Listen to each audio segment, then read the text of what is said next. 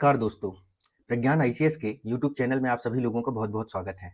आज हम अपनी इस क्लास में जो हमारा एमसीक्यू सीरीज चल रहा है, उसको जो है आगे कंटिन्यू करेंगे और जो टॉपिक है, वो है भारतीय संविधान के स्रोत, सोर्सेस ऑफ इंडियन कॉन्स्टिट्यूशन, भारतीय संविधान के भाग, पार्ट्स एंड शेड्यूल, ठीक है, अनुसूचियाँ। इन पर जो प्रश्न बनाए गए हैं और जो क्वेश्चन बनने की संभावना है, उन पर जो है हम लोग डिस्कशन करेंगे।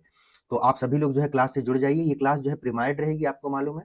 तो आप लोग जो है वह लाइव चैट का आपके लिए ऑप्शन विंडो ओपन रहेगा, तो वहाँ आप लोग अपने आंसर करते चलिएगा, ठीक है। मैं भी आप लोगों के साथ वह जुड़ा हुआ हूँ, ठीक है। चलिए आगे बढ़ते हैं हम लोग और देखते हैं हमारा इस सेशन का पहला क्वेश्चन। पहला क्वेश्चन क्या कह रहा है? पहला क्वेश्चन देखिए, कह रहा है कि भारत के संविधान में, कहाँ पर? भारत के संविधान में उद्देशिका का विचार लिया गया है, ठीक है। The idea of the preamble in the constitution of India is taken from. Means एक तरीके से जो प्रियम्बल का या उद्देशिका का, इसी को आप लोग ऑब्जेक्टिव रेजोल्यूशन के भी नाम से जानते हैं। किसके नाम से जानते हैं? ऑब्जेक्टिव रेजोल्यूशन के नाम से भी जानते हैं। तो इसका विचार कहाँ से लिया गया है? आपके पास ऑप्शंस हैं, इटली के संविधान से, कनाडा के संविधान से, फ्रांस के संविधान से, यूएसए के संविधान से। तो क्या होगा इसका आंसर? बताइएगा जरा, क्या लगाना चाहेंगे आप लोग इसके आंसर में, ठीक है। तो ये इसका जो सही उत्तर है वो क्या है आपका? क्या? यूएसए का कॉन्स्टिट्यूशन। कहाँ का कॉन्स्टिट्यूशन? यूएसए के कॉन्स्टिट्यूशन। मतलब हमने हमारे जो प्रियम्बल का विचार है, ठीक है, प्रियम्बल का जो हमारा विचार है या उद्देशिका का जो विचार है, जिसे 13 दिसंबर 1946 को संविधान सभा की पांचवी बैठक में श्री जवाहरलाल नेहरू जी के द्वारा जो है प्रेजेंट किया गया था, उसका विचार। और इस बात को बहुत अच्छे से ध्यान रखिएगा, विचार पूछा है, विचार, है ना। अभी एक क्वेश्चन और बनेगा जिसमें भाषा पूछेगा। तो नेहरू जी ने प्रेजेंट किया था, उस उद्देशिका का विचार हमने यूएसए के संविधान से लिया है। नेक्स्ट क्वेश्चन देखते हैं हम लोग। नेक्स्ट क्वेश्चन क्या कह रहा है हमारा? कह रहा है भारतीय संविधान के अनुच्छेद 14 में लिखा हुआ कानून के समक्ष समानता, इक्वेलिटी बिफोर लॉ, ठीक है। आर्टिकल 14 में दो बातें हैं, एक है इक्वेलिटी बिफोर लॉ, कानून के समक्ष समानता, और दूसरी बात है इक्वल प्रोटेक्शन ऑफ लॉ, कानूनों का समान संरक्षण। तो ये पहला वाला जो प्रोविजन है, कानून के समक्ष समानता, किस देश के संविधान से लिया गया है? ऑप्शन है आपके पास, फ्रांस, ब्रिटेन, यूएसए, और उपयुक्त में से एक से अधिक। मतलब वो कह रहा है more than one of the above, ठीक है। ये सारे क्वेश्चन जो हम लोग सॉल्व कर रहे हैं, ये विभिन्न एग्जामों, जैसे उत्तर प्रदेश के, राजस्थान के, बिहार के, छत्तीसगढ़ के जो अलग अलग एग्जाम्स होते हैं, उनके क्वेश्चन हैं कुछ, और कुछ नए क्वेश्चन भी हैं उसमें, ठीक है। ताकि ये आप लोग जो है उसको प्रॉपर तरीके से प्रैक्टिस कर लें, क्योंकि आपको पता है क्वेश्चन जो है रिपीट होते हैं, केवल लैंग्वेज बदल दिए जाते हैं। चलिए, तो क्या होगा इसका सही आंसर? क्या होगा भाई? कहां से लिया गया है कानून के समक्ष समता? इसका सही आंसर होगा दोस्तों आपके जो है, ये ब्रिटेन के कॉन्स्टिट्यूशन से लिया गया है। कहां से लिया गया है? ब्रिटेन के कॉन्स्टिट्यूशन से। याद कीजिए, मैंने आपको रूल ऑफ लॉ भी बताया था, और एविडाइसी का भी जिक्र किया था जब इसकी क्लास आप लोगों से ले रहा था। तो वहां मैंने आपको बताया था कि जो है कानून के समक्ष समता, इक्वेलिटी बिफोर लॉ का जो कॉन्सेप्ट है, मतलब कानून के समक्ष सभी समान होंगे, कोई भी व्यक्ति कानून से ऊपर नहीं है, मतलब सब कानून की दृष्टि में सभी समान है, चाहे वह राष्ट्रपति हो, चाहे वो एक आम आदमी हो, और साथ में, ठीक है, देश के सभी लोग, ठीक, एक समान कानून से जो है शासित होंगे, ठीक। तो इसको कहा जाता है क्या? कानून के समक्ष समानता, इक्वेलिटी बिफोर लॉ, ठीक। तो ये कॉन्सेप्ट हमने कहां से लिया है? ब्रिटेन से लिया है, चाहे राजा हो या रंक, ठीक। तो इसका आंसर ये वाला रहेगा आपका। नेक्स्ट क्वेश्चन हम लोग देखते हैं। आर्टिकल 14 में दो बातें याद रखना, आर्टिकल 14 को अच्छे से पढ़ लीजिएगा। और अभी मैंने बताया ना, सोर्सेस हम लोग देख रहे हैं कि मतलब संविधान के किस प्रोविजन को किस देश के कॉन्स्टिट्यूशन से लिया है। फुल लेंथ क्लास में हमने पढ़ लिया है, अब ऑब्जेक्टिव सॉल्व कर रहे हैं। नेक्स्ट क्लास देखिए आप लोग, सॉरी नेक्स्ट स्लाइड में देखते हैं हम लोग क्या है नया क्वेश्चन हमारे लिए। भारत में न्यायिक पुनरीक्षण, जुडिशियल रिव्यू की संकल्पना निम्नांकित देश के संविधान से ली गई है। The concept of judicial review in India is taken from the constitution of the following country. Option है आपके यूनाइटेड किंगडम, संयुक्त राज्य अमेरिका, यूएसएसआर और ऑस्ट्रेलिया। तो बताइए भैया, जुडिशियल रिव्यू का जो कॉन्सेप्ट है वह भारत के कॉन्स्टिट्यूशन में कहां से लिया गया है? मैं आपको जब तक आप लोग ऑप्शन लगा रहे हैं, मैं आपको थोड़ा सा एक्सप्लेन कर देता हूं कि जुडिशियल रिव्यू का क्या मतलब होता है। जुडिशियल रिव्यू का मतलब ऐसे समझ लीजिए, ये कोई कानून है, ये कोई जो है आपका जो है क्या है, कानून है, ठीक है, लॉ है, जिसे पार्लियामेंट या स्टेट लेजिस्लेचर के द्वारा बनाया जाता है, ठीक। तो हमारे यहाँ सरकार के जो है 3 अंग हैं, ठीक है? राज्य के 3 अंग हैं अगर मैं बात करूँ, तो एक तरफ है आपकी क्या? लेजिस्लेचर मतलब विधायिका, एक तरफ है आपकी एग्जीक्यूटिव मतलब कार्यपालिका और एक है क्या आपकी जुडिशरी, ठीक है? मतलब न्यायपालिका। तो इसके द्वारा जो कानून बनाए जाते हैं या इसके द्वारा कोई नियम विनियम बनाए जाते हैं, उसे क्या करता है जुडिशरी के द्वारा, किसके द्वारा? जुडिशरी के द्वारा जो है एक इस तरीके का लेंस होता है, ठीक है? जिससे वो इसकी जो है ऐसे जाँच पड़ताल करती है, मतलब इसको ऐसे लेंस को ऐसे कानून के समक्ष रखते हैं और ऐसे जाँचती है कि कहीं ये मूल अधिकार का उल्लंघन तो नहीं कर रहा है, ठीक है? कि ये कानून जो है नागरिक अधिकारों का उल्लंघन तो नहीं कर रहा है, तो उसको कहा जाता है जुडिशियल रिव्यू। तो ये जुडिशियल रिव्यू की पावर जो है भारत में किसके पास है? जुडिशरी के पास है। किसके पास है? जुडिशरी के पास है, न्यायपालिका के पास है। बहुत सारे आर्टिकल इससे रिलेटेड हैं, लेकिन एक मुख्य आर्टिकल जो कहा जाता है, ठीक है? बहुत सारे आर्टिकल संबंधित है, लेकिन आर्टिकल 13 में जो है इसका जो है इनडायरेक्ट प्रोविजन मिलता है। और भारत के एक बात और भी याद रखना, जुडिशियल रिव्यू का खास करके जो पीएससी यूपीएससी के छात्र हैं, भारत में जुडिशियल रिव्यू का न्यायिक पुनरीक्षण का जो है स्पष्ट प्रावधान कहीं भी नहीं किया गया है।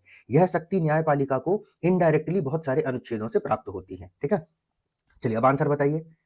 तो क्या है इसका आंसर भैया? इसका आंसर है संयुक्त राज्य अमेरिका। क्या है? संयुक्त राज्य अमेरिका। अब इसको याद कैसे रखेंगे? देखिए दोस्तों, ये वैसे तो ये सभी देश जिनका नाम यहाँ पर दिया हुआ है, सभी जगहों पर जो है वह नागरिक अधिकारों का बहुत महत्व है, सिटीजन राइट्स का बहुत महत्व है। लेकिन फिर भी आपने बहुत सारी मूवीज ऐसी देखी होंगी, जैसे कुछ हॉलीवुड मूवीज हैं या और भी चीजें हैं, वहां पर आपने देखा होगा कि संयुक्त राज्य अमेरिका जैसे कहते हैं ना अमेरिकन फर्स्ट, और वो अमेरिकन सिटीजन्स को प्रोटेक्ट करने के लिए जो है बहुत ज्यादा डेस्परेट होते हैं, मतलब अमेरिकन जो है अमेरिकन गवर्नमेंट। तो एक तरीके से अमेरिका में क्या होता है, सिटीजन राइट को, जो सिटीजन राइट्स हैं, क्योंकि ये एक लिबरल कंट्री है। कैसे है? लिबरल कंट्री, लिबरल आइडियोलॉजी को फॉलो करते हैं, उदारवादी उदारवादी सिद्धांत को फॉलो करते हैं। तो यह नागरिक अधिकारों का बहुत ज्यादा महत्व है। कहां पर? संयुक्त राज्य अमेरिका में। जैसे वहां पर देखिए छोटे छोटे बच्चों को उनके पेरेंट्स तक मारपीट नहीं कर सकते। हमारे यहाँ तो ऐसी तोड़ाई हो जाती है कि कुछ पूछो मत। पर वहां पर ये एक तरीके का जो पनिशमेंट होता है उसके लिए। स्कूलों में भी आप देखिए उन्हें पनिश नहीं कर सकते। अब तो धीरे धीरे भारत में भी ये सारी चीजें होने लग गई हैं। तो खैर, संयुक्त राज्य अमेरिका में नागरिक अधिकारों का बहुत ज्यादा महत्व है और नागरिक अधिकारों को प्रोटेक्ट करने की जिम्मेदारी जुडिशरी की होती है, क्योंकि गवर्नमेंट के द्वारा हमेशा उनको इंक्रोच करने का प्रयास किया जाता है। तो आपको याद रखना है, जुडिशियल रिव्यू न्यायपालिका की एक ऐसी पावर है जिसके थ्रू जो है वह सिटीजन्स राइट को जो है प्रोटेक्ट करता है। और ये प्रोविजन हमने संयुक्त राज्य अमेरिका से लिया है, क्योंकि संयुक्त राज्य अमेरिका नागरिक अधिकारों का सबसे बड़ा पैरवी करता है, मतलब सबसे ज्यादा जो है उनकी पैरवी करता है। इसने लोकतंत्र के नाम पर दुनिया में तबाही मचाई है। खैर चलो आगे बढ़ते हैं, नेक्स्ट देखते हैं हम लोग। नेक्स्ट क्वेश्चन हमारा क्या कहता है? संघीय व्यवस्था, फेडरल सिस्टम जिसमें केंद्र सशक्त हो, ठीक है, federal system with a strong centre, ये प्रोविजन हमने कहां से लिया है? ठीक है, कि भारत देश में आपको पता है कि हमने संघीय व्यवस्था अपनाया है। क्या अपनाया है? संघीय व्यवस्था। ऑप्शन क्या क्या है आपके? USA, Canada, Japan, UK. ठीक है, यूएसए, कनाडा, जापान, यूके। कहां से लिया है भाई संघीय व्यवस्था? जरा बता दीजिए। संघीय व्यवस्था मतलब जहां पर शक्तियों का विभाजन होता है। क्या होता है? शक्तियों का विभाजन होता है। किन के बीच में शक्तियों का विभाजन होता है भाई? केंद्र और राज्य के बीच में। ये शक्तियों का विभाजन हमको कहाँ देखने को मिलता है भाई? ये शक्तियों का विभाजन हमको देखने को मिलता है 7th शेड्यूल में, जहां केंद्र के लिए यूनियन लिस्ट और फिर जो है स्टेट लिस्ट है। ठीक, तो ये शक्तियों का एक तरीके का विभाजन है। यूनियन में कानून कौन बनाता है? केंद्र पार्लियामेंट, स्टेट में स्टेट लेजिस्लेचर। तो इस तरीके के, और एक और भी बात होती है कि हर व्यवस्था जो है ना, यहाँ पर क्या होता है, दोहरी व्यवस्था पाई जाती है। कैसी व्यवस्था पाई जाती है? दोहरी व्यवस्था पाई जाती है। जैसे अमेरिका में पाया जाता है दोहरी नागरिकता, दोहरा संविधान। ठीक है, और सबसे इंपॉर्टेंट, जहां संघात्मक व्यवस्था होती है वहां पर जो है लिखित संविधान पाया जाता है। क्या पाया जाता है? लिखित संविधान, क्योंकि शक्तियों का बंटवारा है। ठीक है, तो देखो जब आप बंटवारा होता है ना, तो आप लोग उसको लिखवा लेते हैं स्टाम्प पेपर में, ताकि बाद में कोई समस्या ना क्रिएट हो। तो वहां पर लिखित संविधान पाया जाता है। खैर, तो आप बताइए क्या होगा इसका आंसर भाई? तो इसका आंसर होगा दोस्तों, कनाडा से लिया है हमने। देखो, ट्रू फेडरल मतलब जो सही में संघ, मतलब अगर मैं आपको कहूं ओरिजिनल वाला जो संघ है ना, वो यूएसए है। कौन सा है? यूएसए। यूएसए में हर चीज दोहरी व्यवस्था है, वहां पर शक्तियों का विभाजन है ही है, और राज्य भी प्रॉपर सशक्त हैं। दोहरी व्यवस्थाएं पाई जाती हैं, दोहरी नागरिकता पाई जाती है, दोहरा लेखा परीक्षा पाया जाता है। ठीक है, लिखित संविधान वहां पर है। ठीक, तो और फिर क्या है, और भी बहुत सारे फीचर्स होते हैं इसके, लेकिन ये कुछ मुख्य मुख्य जो है फीचर्स हैं।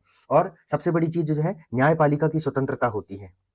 ठीक है, मतलब क्या होता है, स्वतंत्र न्यायपालिका पाई जाती है, ताकि अगर केंद्र और राज्य के मध्य में जो है कोई विवाद हो तो उसको जो है सॉल्व किया जा सके। तो स्वतंत्र न्यायपालिका, ये कुछ इसके फीचर्स होते हैं संघात्मक व्यवस्था के, वो सब यूएसए में पाए जाते हैं। और यूएसए में आपको मैं बता दूं, यूएसए में केंद्र के पास कुछ ही शक्तियां हैं, बाकी ज्यादातर शक्तियां राज्यों के पास है। मतलब अगर मुख्य मुख्य विषय की हम लोग बात कर लें तो विदेश, विदेश, रक्षा संबंध, रक्षा संबंध, संचार, ठीक है, संचार, ये कुछ मुख्य विषय होते हैं जो केंद्र के पास है, बाकी सभी विषय राज्य के पास है। लेकिन भारत में ऐसा नहीं है। भारत में क्या है, हमारे देश भारत में क्या है, यूनियन ज्यादा पावरफुल है, यूनियन जो है वह ज्यादा पावरफुल है, ठीक है, यूनियन ज्यादा पावरफुल है किससे, राज्यों से, और राज्य जो है हमारे यहाँ पर जो है वो कम पावरफुल है, ठीक है, राज्य हमारे यहाँ जो है उनके पास कम पावर है।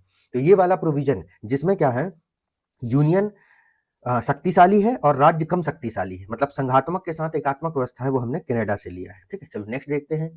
नेक्स्ट क्वेश्चन क्या कह रहा है भाई आपका, नेक्स्ट क्वेश्चन कहता है निम्नलिखित में से कौन सा लक्षण भारतीय परिसंघ और अमेरिकी परिसंघ में समान रूप से पाया जाता है।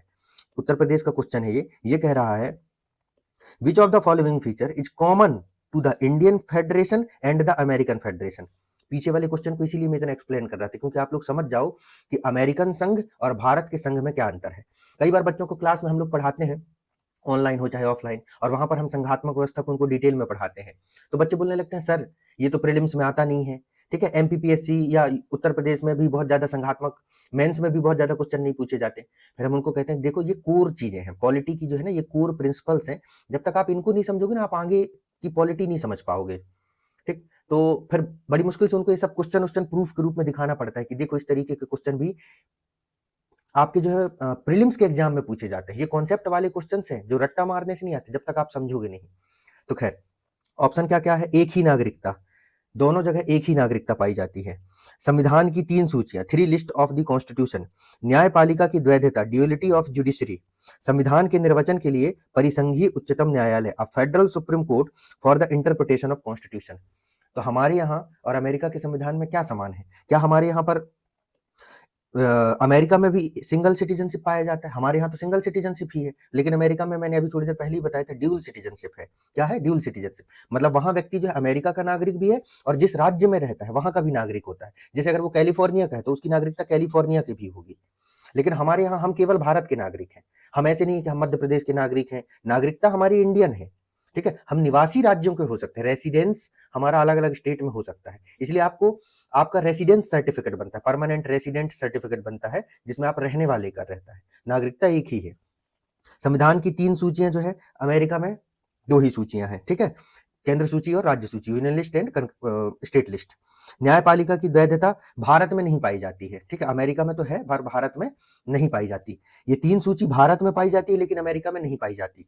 फिर संविधान के निर्वचन के लिए परिसंघीय उच्चतम न्यायालय, ये बिल्कुल हमारे यहाँ पर है। हमारे भारतीय संविधान का जो सुप्रीम कोर्ट है, सुप्रीम कोर्ट का जो ओरिजिनल ज्यूरिसडिक्शन है, जो ओरिजिनल ज्यूरिसडिक्शन है, जो मूल क्षेत्राधिकार है, वो इसी से संबंधित है कि सुप्रीम कोर्ट जो है वह केंद्र राज्य विवादों का, किसका, केंद्र और राज्य के मध्य जो विवाद होते हैं उनका जो है सबसे पहले क्या करता है, सुनवाई कर सकता है, ठीक है, सीधे सुनवाई कर सकता है, ठीक। तो हमारे यहाँ पर संविधान के निर्वचन के लिए एक परिसंघीय उच्चतम न्यायालय है और संविधान का निर्वचन भी करने का अधिकार सुप्रीम कोर्ट के पास होता है। तो इसका सही आंसर ये है, ठीक है। नेक्स्ट क्वेश्चन देखते हैं हम लोग। नेक्स्ट क्वेश्चन कहता है अवशिष्ट शक्तियां केंद्र के पास हैं, ठीक है, रेसिड्यूरी पावर जो है वेस्टेड इन दी सेंटर, मतलब अवशिष्ट शक्तियां केंद्र के पास होगी, ठीक है, अवशिष्ट शक्तियां जो है केंद्र के पास होंगी, ये प्रोविजन हमने कहां से लिया है। ऑप्शन नंबर पहला है ऑस्ट्रेलिया से, कनाडा से, यूएसए से, आयरलैंड से, ठीक है। ये प्रोविजन की अवशिष्ट शक्तियां रेसिड्यूअल पावर या रेसिड्यूरी पावर जो है वह सेंटर में वेस्टेड होंगी, ये प्रोविजन हमने किस देश के संविधान से लिया है। तो ऐसे क्वेश्चन जिसमें शक्तियों से संबंधित क्वेश्चन पूछे जाएं तो आप लोगों को ये याद रखना है कि हमारा जो संघात्मक व्यवस्था है, हमारी जो संघात्मक व्यवस्था है, जो हमारा जो फेडरल सिस्टम है वो हमने कनाडा से लिया है। कहां से लिया है, कनाडा से लिया है। तो एक चीज को छोड़ दिया जाए तो जहां पर भी आपको ये दिखे कि जहां पर भी आपको सेंटर मतलब मोदी जी जो है ज्यादा पावरफुल दिख जाए, जहां पर भी मोदी जी ज्यादा पावरफुल हो जाए और स्टेट जो है वह लेस पावरफुल हो जाए, मतलब कम पावरफुल हो जाए, समझ जाओ वहां कनाडा आएगा। क्या आएगा, कनाडा आएगा। तो देखो अवशिष्ट शक्तियां रेसिड्यूअल पावर जो है, रेसिड्यूरी पावर जो है वो केंद्र के पास होंगी, ये प्रोविजन हमने कनाडा के संविधान से लिया है। कहां से लिया है, कनाडा के संविधान से लिया है, ठीक है। ये बात जो है आप लोगों को याद में रखनी है क्योंकि कनाडा में ऐसा है कि जो केंद्र है, मतलब जो यूनियन है, वो ज्यादा पावरफुल है और स्टेट कम पावरफुल है। और अमेरिका में इसके जस्ट अपोजिट है। वहां पर मतलब मैं ये नहीं कहूंगा कि यूनियन ज्यादा पावरफुल है या स्टेट ज्यादा पावरफुल है और यूनियन कम पावरफुल, वहां पर इक्वल है। पावर का डिस्ट्रीब्यूशन जो है एकदम आदर्श संघात्मक व्यवस्था के तौर पर हुई है। नेक्स्ट क्वेश्चन हम लोग देखते हैं। नेक्स्ट क्वेश्चन हमारा क्या कहता है, भारतीय संघवाद किस देश की पद्धति पर आधारित है? लो मैंने एक्सप्लेन कर दिया इसको। Indian federalism is based on the system of which country? चार ऑप्शन है, यूएसए, कनाडा, ऑस्ट्रेलिया, जर्मनी। क्या होगा आंसर? जस्ट अभी इसके पहले वाले क्वेश्चन में ही मैंने आपको एक्सप्लेन किया है। तो आप जरा सोचो, एक एक कॉन्सेप्ट से, 1 घंटे की क्लास का एक कॉन्सेप्ट होता है ये संघात्मक व्यवस्था, संसदीय व्यवस्था। मतलब संसदीय व्यवस्था को समझाने में तो थोड़ा टाइम लगता है क्योंकि वो थोड़ा कॉम्प्लेक्स है। संघात्मक व्यवस्था भी कॉम्प्लेक्स है, लेकिन उसकी सामान्य जानकारियां बच्चों तक पहुंचाने के लिए लगभग 1 से 1.5 घंटे की क्लास लगती है ऑफलाइन का। ठीक है, ऑनलाइन तो बहुत पहले मैंने 2-3 साल पहले पढ़ाया था अपने चैनल में। तो पर उससे जो है आप कम से कम एग्जाम में आने वाले जो है 5-6 कॉम्प्लेक्स क्वेश्चंस को सॉल्व कर सकते हैं, है ना, उस 1-2 घंटे की क्लास के थ्रू। तो इसका क्या होगा आंसर? इसका आंसर मैंने आपको पहले ही बता चुका है, कनाडा होगा। हमारे यहाँ पर जो संघात्मक व्यवस्था अपनाई गई है वो कहाँ से ली गई है? कनाडा से ली गई है। कहाँ से ली गई है? कनाडा से ली गई है, जिसमें सशक्त केंद्र, सशक्त इसके लिए भाषा उपयोग की गई है, सशक्त केंद्र के साथ, सशक्त केंद्र के साथ संघात्मक व्यवस्था। ठीक है, संघात्मक व्यवस्था। ठीक है, तो फेडरल सिस्टम विथ पावरफुल या और एम्पावर्ड यूनियन। तो ये वाला जो प्रोविजन है हमने कनाडा के संविधान से लिया है। और इसके लेने के पीछे का रीजन भी है, रीजन भी समझ लो। देखो हमारे यहाँ यूनिटी और इंटीग्रिटी, ठीक है, यूनिटी और इंटीग्रिटी का जो है बहुत बड़ा चैलेंज था। ठीक है, एकता और अखंडता की बहुत बड़ी शक्ति थी। अगर हम राज्यों को जो है ना बहुत ज्यादा पावरफुल बना देते, एमपी, यूपी, छत्तीसगढ़, तमिलनाडु, बिहार, इनको बहुत ज्यादा पावरफुल बना देते, तो भविष्य में ये लोग भारत से अलग होने की मांग करने लगते। अभी भी देखो बहुत सारे राज्य करते हैं, जैसे तमिलनाडु में देख लीजिए, जम्मू कश्मीर में समस्या देख लीजिए, पंजाब में खालिस्तान की समस्या देख लीजिए। तो हमें भारत को जो है एक कंसोलिडेटेड स्टेट बनाना था, उसकी एकता अखंडता को प्रिजर्व करना था। इसलिए जरूरी था कि हमारे यहाँ जो मोदी जी है, मतलब जो सेंटर है, वो ज्यादा पावरफुल हो एज कंपेयर टू स्टेट। क्योंकि जब भी स्टेट बगावत पर उतरे, हम 4 लठ लगा के उसको जो है लाइन पे ले आए। ठीक, चलो नेक्स्ट देखते हैं। नेक्स्ट क्वेश्चन क्या कहता है, भारतीय संविधान में राज्यों का संघ, ठीक है, की संकल्पना को प्राप्त किया गया है। सेम क्वेश्चन है, बस भाषा बदली है। The concept of union of state, है ना, has been derived in the Indian constitution from the, America के संविधान से, ऑस्ट्रेलिया के संविधान से, ब्रिटिश नॉर्थ अमेरिका अधिनियम से। वाह, उत्तर प्रदेश की तो कोई बात ही नहीं। मतलब फैक्चुअल क्वेश्चन बनाने में, प्रीलिम्स के क्वेश्चन बनाने में और स्टूडेंट के होश उड़ाने में, मतलब ना यूपी पीसीएस का तो कोई जवाब नहीं है, ये तो मानना पड़ेगा। मतलब आप सोच भी नहीं सकते। एक बार हम लोगों का ऐसे एग्जाम था यूपी पीसीएस का, हिस्ट्री, बहुत हमको ऐसा लगता था कि हम एकदम हिस्ट्री में महारथी हैं। तो पेपर देने गए थे, 2017-18 की बात है। तो 2017-18 में ऐसा हुआ कि बहुत कॉन्फिडेंस था, हिस्ट्री पॉलिटी ऐसे कुछ सब्जेक्ट थे कि इसमें तो बिल्कुल एकदम हम यूपी पीसीएस को एकदम ऐसे हिला के आ जाएंगे। दिल्ली में थे, दिल्ली से गए पेपर देने के लिए, आगरा सेंटर था। पेपर जब एग्जामिनेशन हॉल में पहुंचे, एकदम फुल कॉन्फिडेंस में कि अब इस बार तो बिल्कुल एकदम। फिर क्या हुआ कि जब हमने हिस्ट्री के क्वेश्चन निकाले भाई साहब, मतलब ऐसे ऐसे क्वेश्चन, हिस्ट्री के फैक्ट्स और सब तमाम चीजें, हमको लग रहा था कि इसने पेपर बनाया कहाँ से है ना। मतलब ऐसा नहीं है कि वो चीजें हमने पढ़ी नहीं थी, मतलब हमको लगता था कि इतना डेप्थ में भी कहाँ जाएगा। मतलब इतनी हिस्ट्री तो ऑप्शनल वाले ही पढ़ते हैं, हम लोग तो जनरल स्टडी पढ़ रहे हैं, उसमें कहाँ मतलब इतने डेप्थ में क्वेश्चन पूछा जाए।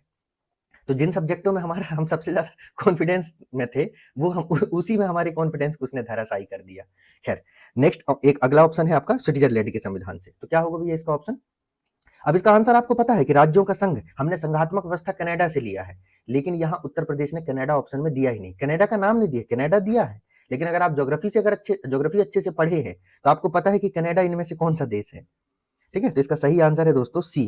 क्या है? सी, ब्रिटिश नॉर्थ अमेरिकी अधिनियम से। ठीक है, ब्रिटिश नॉर्थ अमेरिकी अधिनियम से, from the British north America act. देखो अमेरिका, आपको पता है कनाडा ऊपर है, अमेरिका उसके जो है नीचे है। ठीक है, और जो कनाडा था वो भी एक तरीके से डायरेक्ट तो नहीं, लेकिन एक कॉलोनी ही था इसकी, ब्रिटेन की। तो उसको, उसके लिए ये टर्म भी यूज किया जाता था, from the British north America use किया जाता था। कनाडा तो बाद में हुआ है। तो यहाँ पर उन्होंने, एग्जामिनर ने क्या किया, कनाडा नहीं दिया, कनाडा नाम का यूज ना करके उन्होंने ये वाला नाम जो है यूज कर दिया, ब्रिटिश नॉर्थ अमेरिका एक्ट। ठीक, तो कनाडा के संविधान से लिया है भैया, इसका ये है, अच्छे से इसको याद रख लेना, ऐसे क्वेश्चन रिपीट होने के चांसेस हैं। नेक्स्ट क्वेश्चन हम लोग देखते हैं। नेक्स्ट क्वेश्चन है हमारा क्या, हाँ, भारत के संविधान में सम्मिलित समवर्ती सूची किस देश की देन है? The concurrent list included in the Indian Constitution of India, which is contributed by which country? पहला ऑप्शन है आपका सोवियत संघ, Soviet union, Australia, Italy, Canada. कहां से लिया है भैया हमने समवर्ती सूची? चलो एलिमिनेट करते हैं। हमने देखा कि हमने रेसिड्यूरी पावर, अवशिष्ट शक्तियां कहां से ली है? कनाडा से ली है। तो मैं ये नहीं कह रहा हूं कि यहां से हो ही नहीं सकती, एक हमको ये जानकारी है। एक आप लोगों को याद रखना है कि इटली के संविधान का भारतीय संविधान में कोई लेना देना है नहीं। इटली के संविधान से हो सकता है, मैं ये नहीं कह रहा हूं, लेकिन जहां तक मैं जानता हूं, मेरा नॉलेज है, मैंने इटली के संविधान से कुछ भी भारतीय संविधान के सोर्सेस में नहीं पढ़ा है, ईमानदारी से बताऊं।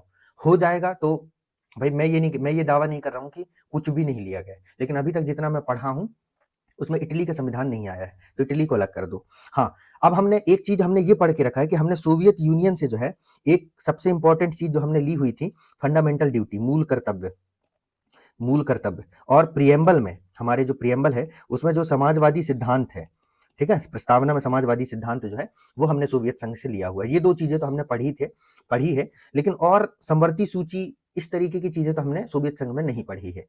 तो हम क्या करेंगे, मोस्ट प्रोबेबल, मान लो एग्जाम में याद नहीं आ रहा है, तो अगर याद है तब तो कोई दिक्कत नहीं है, पर लेकिन मैं आपको ये सिखाने की कोशिश कर रहा हूं कि आप आंसर तक कैसे पहुंच सकते हैं।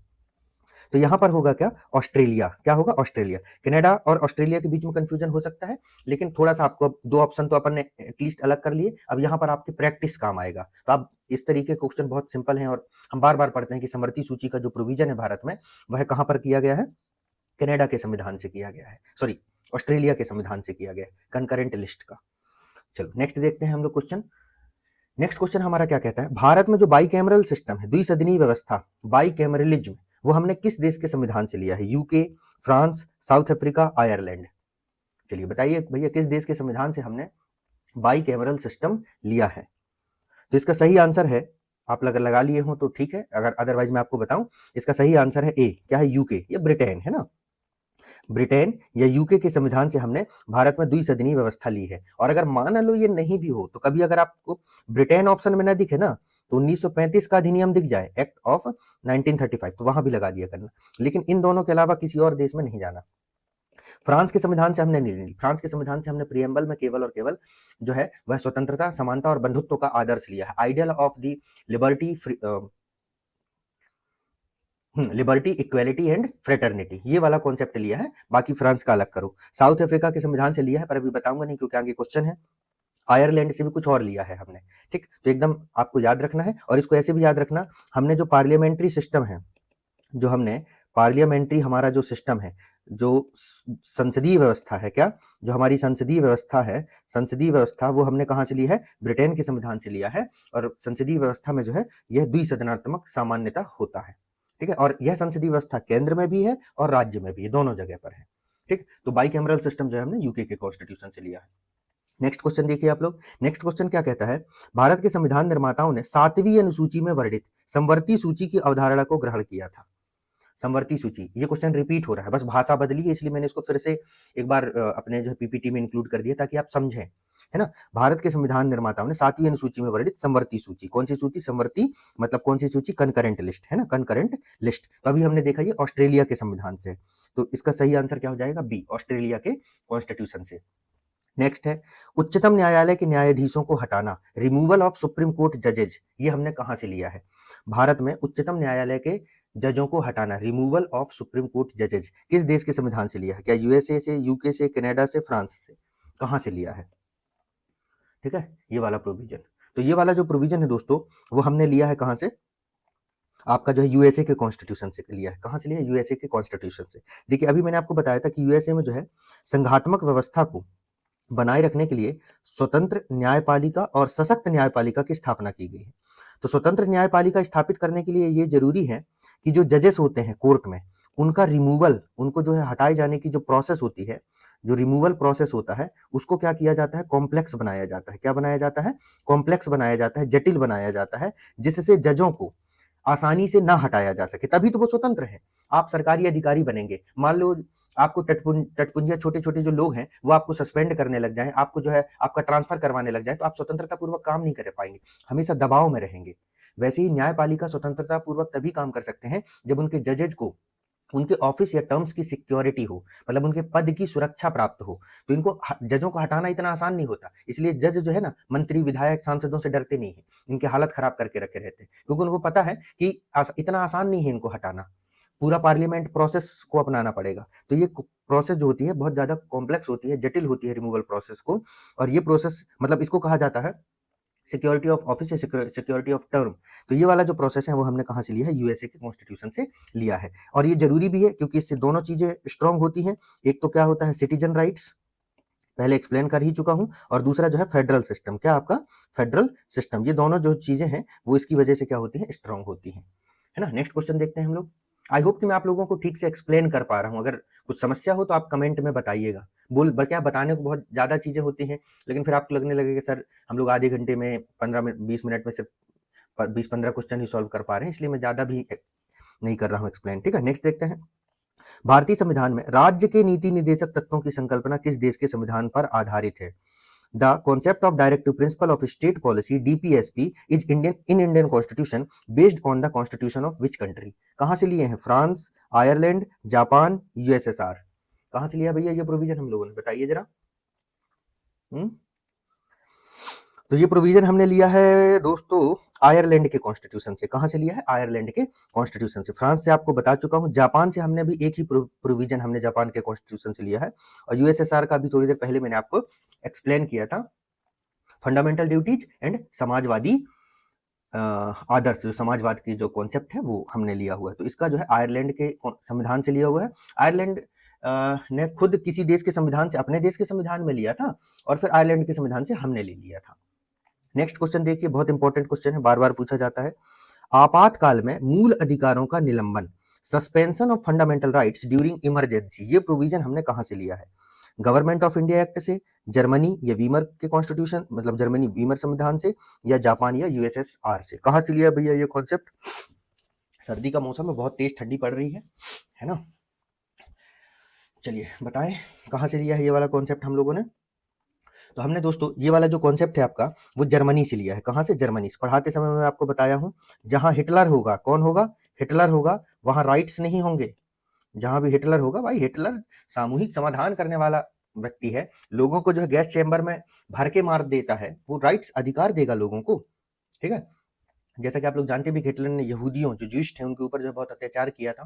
ठीक है, उसके अपने विचारधारा थी। खैर, तो आपातकाल में मूल अधिकारों का निलंबन हमने कहां से लिया? जर्मनी से लिया है। बच्चे बहुत बार कंफ्यूज हो जाते हैं, मैंने क्लासेस में मैंने देखा है कि बहुत बार बच्चों को ये कंफ्यूजन रहता है कि सर जो आपातकाल का प्रावधान है वो हमने जर्मनी के संविधान से लिया है, लेकिन ऐसा नहीं है। हमने हमारा जो आपातकाल का प्रावधान है, इमरजेंसी का जो प्रोविजन है भारतीय संविधान में, वो गवर्नमेंट ऑफ इंडिया से लिया गया है। कहां से लिया गया है? गवर्नमेंट ऑफ इंडिया एक्ट से लिया गया है इमरजेंसी का प्रोविजन। ठीक है, लेकिन इमरजेंसी के टाइम में फंडामेंटल राइट्स का जो निलंबन वाला जो प्रोविजन है, ठीक है, फंडामेंटल राइट्स का जो आपका निलंबन वाला प्रोविजन है वो हमने लिया है जर्मनी के संविधान से। तो यहाँ कंफ्यूज मत होना, है ना। इससे रिलेटेड आर्टिकल भी बता देता हूँ, ये जर्मनी के संविधान से रिलेटेड आर्टिकल में अगर हम बात करें तो ये आपका 358 और है 359, है ना। और आप मुझे कमेंट सेक्शन में बताओ कि ऐसे कौन से दो आर्टिकल्स हैं जिनका निलंबन किसी भी कंडीशन में नहीं होता है। नेक्स्ट क्वेश्चन देखते हैं। विधि द्वारा स्थापित प्रक्रिया, procedure established by law, procedure established by law, ये हमने किस देश के संविधान से लिया है? USA, UK, Japan, Germany. चलो क्या है आंसर, फटाक से बताओ। इसका आंसर जर्मनी नहीं हो सकता, क्योंकि जर्मनी से हमने एक ही प्रोविजन लिया है, इमरजेंसी के टाइम में मूल अधिकारों का उल्लंघन। यूएसए हो सकता है, यूके भी हो सकता है, और जापान भी हो सकता है। ठीक है, लेकिन इसका सही आंसर है जापान। क्या है दोस्तों? सही आंसर है इसका जापान। जापान से हमने एक ही प्रोविजन अपने इंडियन कॉन्स्टिट्यूशन में लिया है, जितना मैं पढ़ा हूं उसके हिसाब से। ठीक है, मैं कोई संविधान वेत्ता नहीं हूं। ठीक है, जितना मैं किताबों में जो सामान्य स्टैंडर्ड बुक्स हैं उनमें पढ़ा हूं, उसके हिसाब से मैं आपको ये जानकारियां दे रहा हूं। तो उस हिसाब से जो है हमने जापान से एक ही प्रोविजन हमें इंडियन कॉन्स्टिट्यूशन में देखने को मिलता है, और वो है क्या? विधि द्वारा स्थापित प्रक्रिया, प्रोसीजर एस्टेब्लिश्ड बाय लॉ। ठीक है, चलिए फिर यूके से तो बहुत सारे प्रोविजन हमने लिया है, यूएसए से हमने ये नहीं लिया, यूएसए से कुछ दूसरे कॉन्सेप्ट लिए हैं, याद कर लेना इसको। नेक्स्ट क्वेश्चन हम लोग देखते हैं। राज्यपाल की नियुक्ति केंद्र के द्वारा की जाएगी। Appointment of governor by the centre, ये प्रोविजन हमने कहां से लिया है? यूएसए से, कनाडा से, ऑस्ट्रेलिया से, यूके से। कहां से लिया है हमने?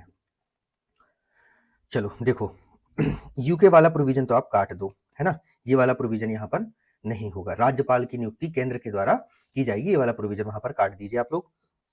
ऑस्ट्रेलिया से हमने दो ही प्रोविजन लिए हैं, जिसमें हमने एक तो पढ़ लिया है समवर्ती सूची, कंकरेंट लिस्ट, कंकरेंट लिस्ट, समवर्ती सूची, है ना, समवर्ती सूची, और एक और है जो अभी बता नहीं सकता मैं। और यूएसए, देखो यूएसए में क्या है, मैंने आपको बताया ट्रू फेडरेशन है, मतलब वहां पर जो है आदर्श संघ है। क्या है? आदर्श संघ। और अगर राज्यों में राज्यपाल को, गवर्नर को जो है अगर अपॉइंट किया जाएगा, अपॉइंटमेंट किया जाएगा किसके द्वारा? सेंटर के द्वारा, तो यह आदर्श संघवाद का उल्लंघन माना जाएगा। क्या माना जाएगा? आदर्श संघवाद का उल्लंघन। क्योंकि आपको पता है गवर्नर जो है वो राज्यों में जाकर के खूब तबाहियां मचाते हैं, मतलब राज्य सरकार को कंट्रोल में करके रखते हैं। इसका उदाहरण आपको समझना हो तो जाके केजरीवाल से पूछिए, जब 10 साल तक उनकी दिल्ली में सरकार थी तो वहां के लेफ्टिनेंट गवर्नर ने उनको जो है दांतों चने, मतलब वो ऐसे नहीं कहते, लोहे के चने चबवा दिए थे टाइप में, वैसी स्थिति हो गई थी, है ना। तो आदर्श संघ का नहीं माना जाता। गवर्नर को नियुक्त करना मतलब ये केंद्र को पावरफुल बनाता है, क्योंकि केंद्र अपने आदमी को जो है वह क्या करता है? गवर्नर बनाता है।